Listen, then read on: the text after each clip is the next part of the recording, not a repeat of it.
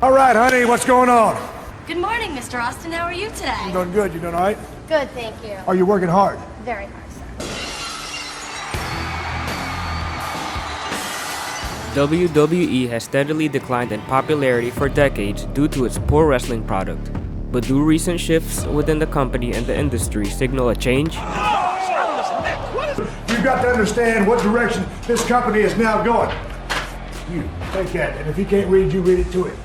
With a clothesline. Oh, what a clothesline! To his feet. And The title of this video is the WWE gaining momentum again?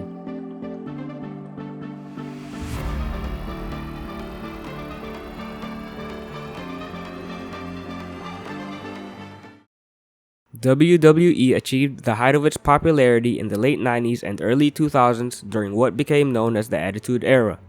This period within the sports entertainment powerhouse continued to deviate from the sports-based aspect of pro wrestling, which was made famous from the days of the territories and more into the entertainment part. I've got an insatiable appetite for life, and I want more, more, more! However, what catapulted the company to mainstream popularity was the believability of many of their biggest players, namely Stone Cold Steve Austin and Dwayne "The Rock" Johnson, the two biggest stars in the history of pro wrestling. People understood the business was a work, meaning fake, but they had stars they could believe in who were involved in conflict they could buy, because the stars themselves lived their wrestling personas 24/7. While the rest of the 2000s saw some relative success for the WWE, the company ratings, viewership numbers, and ticket sales have plummeted ever since. The reason is simple: the product sucks.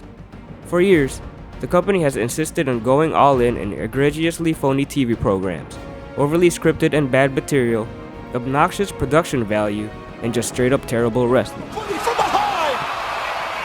And that was a low blow to a work. No, that was a low blow. This is all from the boss at the top, Vince McMahon. McMahon has tried to run the program as if it is some sort of dramatic scripted serial and would run the show according to his personal preferences and tastes. However, now that McMahon is out of the picture and with the WWE's biggest competitor, All Elite Wrestling, in uncharted waters, is now the time for the company to get itself back into fighting shape and release a fresh spin on the programming. He cannot. This past summer, after multiple allegations of misconduct and hush money payments made by McMahon, the 77-year-old billionaire officially stepped down from his role as CEO of the WWE. His daughter, Stephanie McMahon, was announced as chairwoman and co-CEO, along with company president Nick Khan, likely handling the overall business wing of WWE. Her husband, Paul Levesque, better known as Triple H, was announced to be taking over the creative aspect of the company. The details surrounding McMahon's situation have been extensively documented across multiple media outlets and are not worth rehashing here. The point of focus here is what McMahon's exit means for the company's product. After seeing what the show has looked like in recent years, it's hard to see how there is anywhere to go but up. The worst match I ever had in my entire life. The insufferable weekly shows on Monday Night Raw, NXT, and SmackDown gave McMahon the reputation of the narcissistic billionaire who produced shows based around what he only wanted to see and buried many fan-favorite wrestlers. All Elite Wrestling, a new wrestling promotion started back in 2019 by a group of independent wrestlers, most notably Kenny Omega and the Young Bucks, Matt and Nick Johnson, which promised to be an actual sports-based wrestling promotion that would allow its talent total creative freedom and actually listen to fan feedback. Another shiny new toy. This marked the first time since the peak of World Championship Wrestling that the WWE had any considerable competition. Ring of Honor had become a shell of its former self. Impact Wrestling is practically a zombie company. Yes, it's still around, seriously. McMahon would understandably be concerned once AEW jumped onto the scene. But once he got a glimpse of what his competition looked like, even he had the sense to realize that there was nothing to worry about. After a few weeks on TV, it became clear that AEW's business model was having its wrestlers jump off of high places, do as many crazy acrobatics as possible, and beat each other up with different kinds of furniture. Now here in AEW, but The booking was all over the place.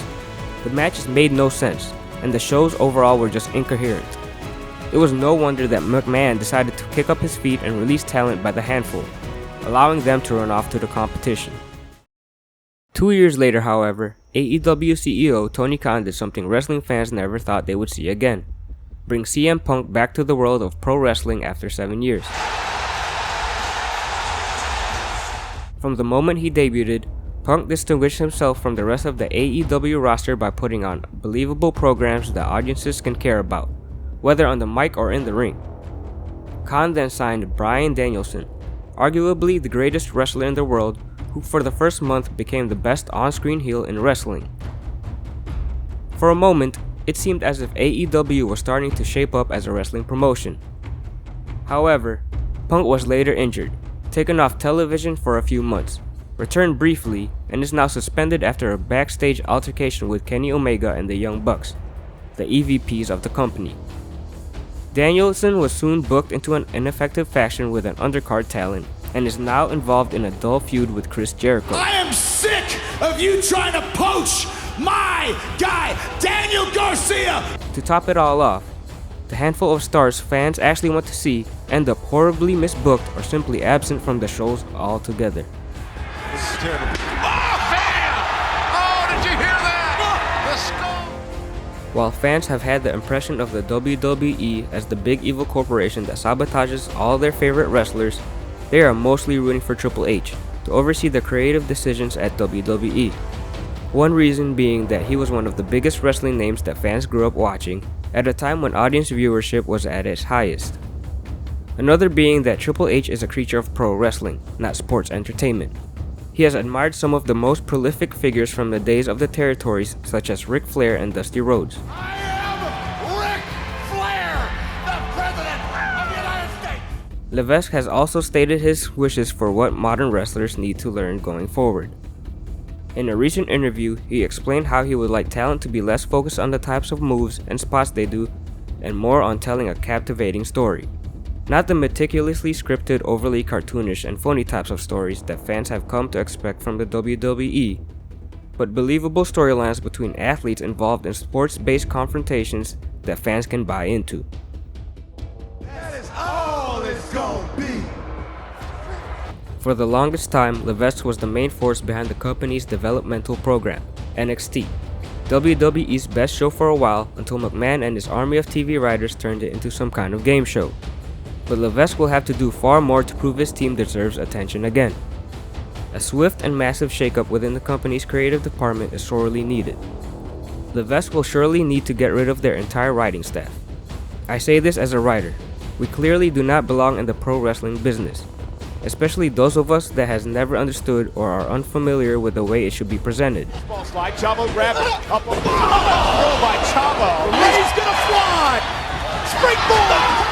Levesque will also need the talent to learn everything they learned under McMahon's regime.